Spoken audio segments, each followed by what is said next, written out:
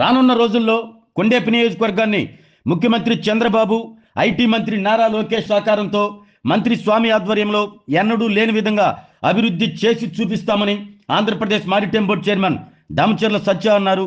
పేదల సేవ కార్యక్రమంలో భాగంగా ఎన్టీఆర్ భద్రతా భరోసా పింఛన్ల పంపిణీ కొండేపి మండలం చిన్న వెంకన్నపాలెంలో దామచర్ల సత్య పాల్గొని పెన్షన్ల పంపిణీ చేశారు. అనంతరం దామచర్ల సత్య మాట్లాడుతూ కొండేపి నియోజకవర్గాన్ని అగ్రికల్చర్ హబ్గా మారుస్తానని ముఖ్యమంత్రి హామీ ఇచ్చారు.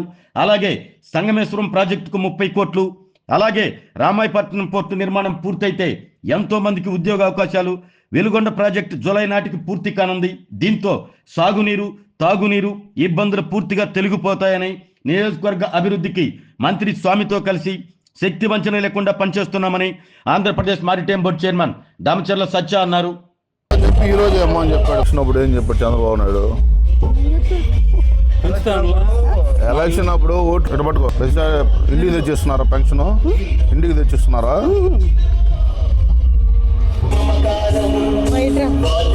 ఎలా మీరు తెచ్చిస్తున్నారుగా? సీఎం గారు ఇచ్చిన మాట ప్రకారం తప్పకుండా. ఎవరు ఇస్తున్నారో మీ డబ్బులు? చంద్రబాబు నాయుడు గుర్తున్నాడా? మన కొండేపులో చూసావా?